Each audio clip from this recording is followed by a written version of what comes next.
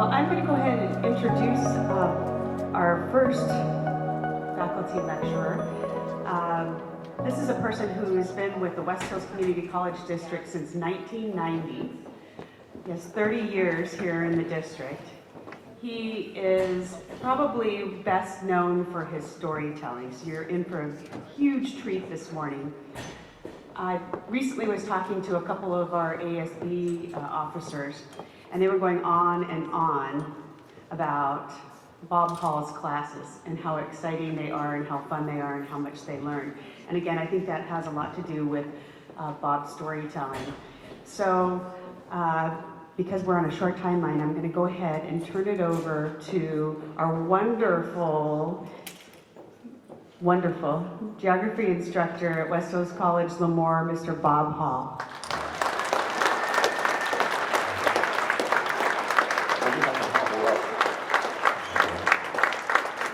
Good morning. I left Clovis at 6:45. Rain and traffic, and I just got here, a few minutes late, so I don't miss that. But anyway, people are crazy out there, right? You all have good holidays? Good. I don't need that thing. I was asked to do a little thing on the geography of the Central Valley. Anybody know where the Central Valley is? Have any of you been to conferences where nobody knows what the Central Valley is? Okay, I was at a conference years ago in Austin, Texas, and it had Bob Hall, West Hills College, Lemoore. And this lady says, "Where's Lemoore?" And I said, "Well, in the Central Valley." And she said, I said, "Well, it's kind of like between Fresno." And she said, "Where's Fresno?" Did not know where Fresno was. I said, "Between the high Sierras and the coast." And she said, "California has mountains?" I'm serious. I said, "You ever heard of Yosemite?" And she said, "That's in California?" To many people, we are San Francisco, we're LA, and we're surfers. And that's their image of this valley. This is the size of Maryland. It's a huge piece of real estate. It's an ancient piece of real estate. It's billions of years old and forming and formulating. It's still forming, by the way. Okay. I think most of you remember from geology classes, the formation of the earth. It was pretty much just liquid and started getting crust, and the crust moved. You got big pieces of land, and they broke up, moved, and broke up, and moved. The last big breakup was about 60-some million years ago, when a thing called Gondwana land, which is basically the North America, South America, Europe, Australia, India, was all one big landmass. It started breaking it, moving and moving and moving and moving. We're still moving. The land is getting wider. North America is moving towards Pacific at 2.5 inches a year. The rate of your fingernail growth. Next time you cut your fingernail, that's how far we've moved towards Asia. Pacific is getting smaller, Atlantic is getting bigger. And that gives us our geology. We have, if you cut us open, we look like the Grand Canyon, only hundreds of miles thick. Just layers and layers and layers of volcanic and all kinds of other stuff eroding, creating what we have here. The Central Valley is one of the most productive agriculture areas in the country. We produce large numbers of fruits, vegetables, lots of nuts. Go to Sacramento. Seriously. Besides that, okay. We have major cities. I like pointing out to students, I don't think you understand, we are really populated. The city of Fresno has 38% more people than the entire state of Wyoming.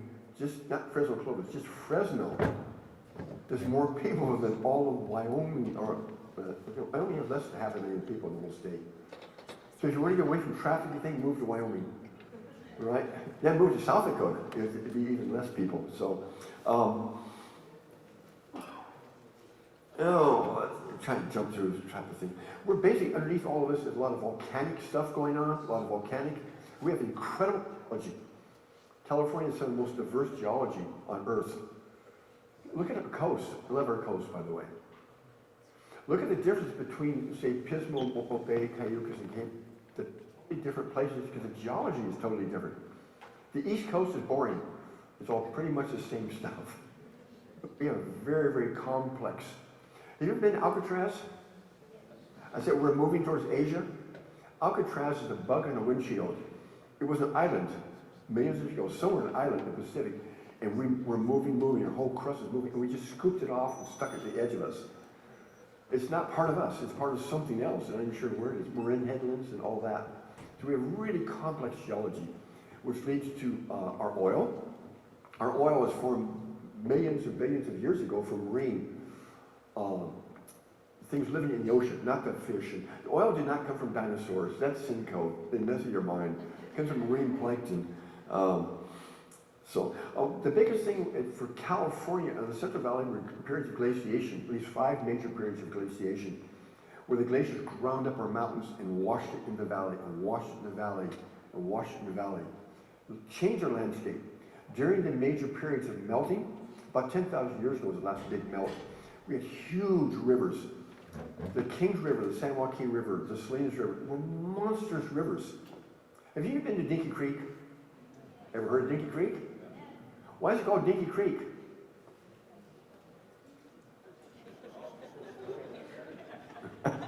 There was a mountain man years ago had a little dog named Dinky. And he's up in the mountains, and a grizzly bear grabs his little dog. And the little dog distracted the bear. The guy grabbed his gun and shot the bear, but he had to bury his dog. And he noted on his log, named this after Dinky. When you go there, there's like 40 feet. If you look off of sediment, old riverbeds, huge old riverbeds. Okay? 10,000 years ago, Monterey Bay was a huge horseshoe waterfall, like a Niagara Fall. From Santa Cruz to Monterey.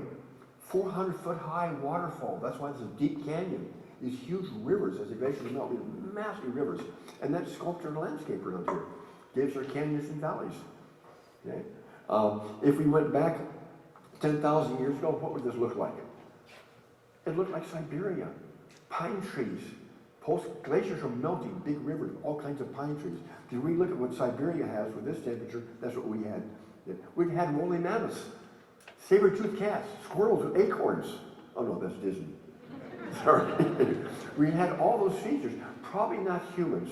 We're not sure when humans came in here. There's some question. There's a place by Caligo called the Ancient Man Site, about 14,000 years old. That's impossible, but we have had a lot of people. They started coming over those interim periods. We had periods of glaciers and non-glaciers. And glaciers, lots of erosion, lots of water, lots of things, building layers and layers. Like I say, if you cut us in half, we look like the Grand Canyon, only miles thick Grand Canyon type of a thing. Today our basic climate is we're semi-arid. We're not a desert. We're semi-arid. Anybody know what our natural vegetation looks like before the nasty Europeans screwed it up? You ever been to I-5? You notice all that little scrub bush? That's a natural vegetation. That's not desert, that's semi-arid. A lot of salt, had huge lakes. The Tulare Lake bed was monstrous. It was one of the largest freshwater lakes in the United States. It wasn't very deep, but it was really big. In fact, Lemoore was built right on the edge of the high water mark of the Tulare Lake bed. Ever heard of Kettleman City? A guy named Kettleman, he was a rancher. By the way, we raised sheep more than we did cattle initially. We were big-time sheep growers. You ever go up the mountains and you notice you're driving up you see fences, you see little fences about that big, little squares? Those are sheep fences. We raised sheep long before we raised cattle, type of thing. He built a staging where boats would come from Lemoore across the Tulare Lake bed and hit his little harbor or off, load people and goods and stuff to go back. It shrunk. We tapped into it, we modified it, we did all kinds of interesting things. Other beds, ever heard of Avalo Valley? You ever leave Kettleman City and you're on 41 and the first big valley you come to, that's called Avalo Valley? That's the old Ice Age lake bed. And you go to the mountain, you come to Sunflower Valley, another valley. That's another Ice Age lake bed. There are lots of old Ice Age lake beds all over the place. It's kind of cool. Whoa. Talking about plate tectonics, this probably moves. Okay. This area looks very similar to what Wyoming looks like. In fact, in the early 1990s, by Kettleman City, a big truck transporting pronghorns from Wyoming to Wild Animal Park in San Diego crashed out there, and about 50 pronghorns escaped. And they are alive and doing well. They range from Hollister down to Carrizo Plain. They range up and down, little small herds of them. They're about this big, little white lump kind of can. This is Wyoming to them, and they can't be hunted because they don't exist. So if you go to California, you get a hunting permit for pronghorn, and say, we don't have pronghorn. We do have pronghorn. And this is very much like Wyoming without the snow. And they just range up, and actually, production of animals, which is kind of cool. Possums were brought in 1910. Some guy in San Jose brought them in. They're not native to here. They're all over the place. Okay. So I did kind of physical setting, the geologic or the cultural setting, because I'm primarily a cultural geographer. Culture is interesting. Some people like to call it a melting pot. Some people call it a salad bowl. I prefer a stew. The problem with the melting pot, there's nothing, if you look at melting, there's no pieces, there's nothing distinctive in it. It's just that. It's spam, right? The salad bowl, my problem with the concept of the salad bowl is there's no interaction between the pieces. The tomato just tolerates that carrot, but there's no interaction. But in the stew's made of pieces, right? You put all kinds of pieces in the pot, right? What's the commonality in the stew? The gravy. And where's the gravy get its flavor? From the parts. Doesn't gravy influence the parts? Doesn't a little carrot flavor the gravy, but doesn't gravy flavor the stew has an interaction between the parts. And as you add new parts, it doesn't destroy it, it just modifies the flavor. This country's one gigantic stew pot. If you dip here, the stew's going to taste a little bit different than over here. But you still see the individual pieces. That's why I like the stew pot thing. Because in the salad bowl, there's no interaction. And the melting pot, there's no pieces. We're all pieces. Okay? My family came here as illegal immigrants. My early ancestors came here in the early 1600s. They did not have visas or permission. They just took land. They were illegal immigrants, right? We've all been in some way or another type of a thing. As far as California, the earliest people poking up down, most other countries were interested in settling here. In fact, there was a thing called effective settlement. It was a European, as Europeans were all stealing land for everybody else. And there was a problem because a guy named Hudson went into a place called Hudson Bay and said, I claim this name, and a guy named Sir Francis Drake, ever heard of him? He came to California to take a gander. Bad goose joke. That's a good goose jokes. Anyway, he went to San Francisco Bay apparently and said, I claim this in the name of Queen, whatever. Well, the Europeans said, you can't do that. You can't claim it unless your people are living there. That's called effective settlement. That's why the Oregon Trail.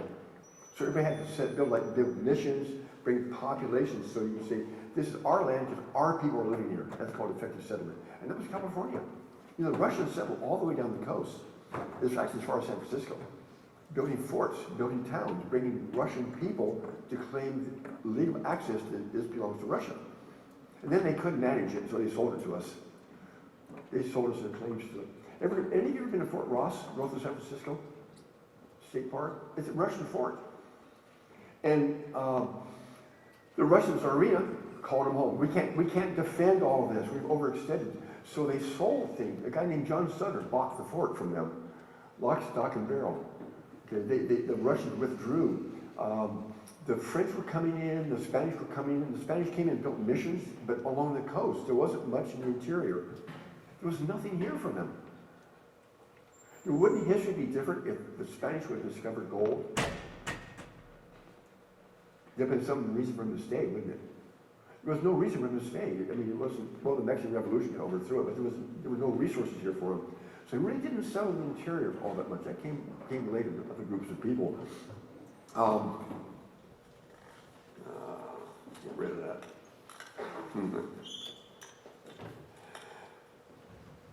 Do you like bad Adam and Eve jokes? Yeah. A minister was giving a lecture on Adam and Eve, and he had this lecture. I'll go in, he goes, in Adam and Eve. And he said that Adam said to Eve, and oh, there seems to be a leaf missing. That's the only bad thing. There are a lot of trails. As people started moving west, we had the Spanish Trail, we had the Oregon Trail. We had different groups coming in and started things. The big thing here was gold. Until California, it was assumed there was no gold in North America. People looked for it. That's what Lewis and Clark looked for, amongst other things. The thing they saw, the Spanish went into Mexico, went into South America, they saw gold jewelry, gold statues. As they moved into American Southwest, there was no gold. They saw no gold jewelry, no gold statues, so it was assumed there was no gold in Creek. Is this thing cutting in and out? Okay, anyway. But I don't like using these things because several years ago I was teaching a class in the classroom and online, both groups of students. And I took a break and came back and students were laughing. I said, what? They said, did you wash your hands? I didn't know that when I went to the bathroom that thing stayed on. Great moment. Right? But it was fun. With the gold rush, lots and lots of people came out here. Massive migration. Have you ever heard the phrase hitchhike? What you had on the East Coast, particularly coming out of Ireland, young men, and they wanted to go west. That's where the gold was, that's where the work was. But how do two men go west? They buy one horse. And we're good friends. So I'm gonna ride the horse to the next town, I'm gonna hitch it up. And you hike. And when you get down, there's a rested horse. Meanwhile, I start hiking. Two people could move across the country. Hitch, hike, hitch, hike. Hiking part way, running part way. So it's not even a ride. That's trust, isn't it? You gotta trust, because if they take off and leave you, you're out of luck. This time period that we had, interesting, we had a large Chinese population that was brought in to build the railroads and work the mines. But they started importing Japanese farmers because one thing the miners didn't have was food. The people that mined the miners made the money, right? A guy named Levi Strauss took canvas from sails and made what we call jeans. He made the money. They brought Japanese into Central Valley in large numbers. Okay. It's kind of eyeballing. Anyway, to raise food for the miners. It's a big thing. But that impacted California and the Central Valley because after all that, as people made money, they built big houses, right? And they hired the Japanese as gardeners. The Japanese introduced Oriental landscaping. If you look around the valley, don't see people with big rocks in the front yard, big stones in the front yards. That's very Oriental. Our landscape in the valley is very influenced by Oriental from the Japanese farmers who became the gardeners who introduced landscaping with rocks and boulders. Which, by the way, in the future, when they dig us up, they won't understand those rocks because we're too far from the mountains. You're going to see the artifacts. These must be temples or shrines or something to the mountain gods because they're out of place geologically. That'd be a little bit of stuff like that.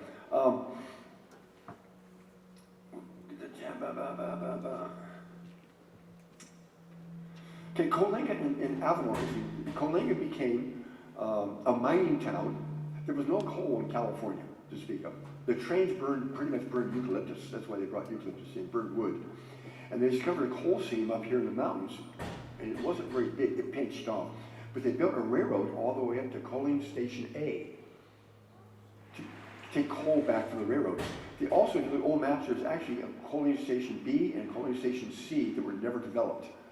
They're sites, but there were never anything. What's interesting with this was a mining town that survived because about that time, oil, it made the transition from coal to oil. Most mining towns don't survive. This was a mining town, and it did well. Okay?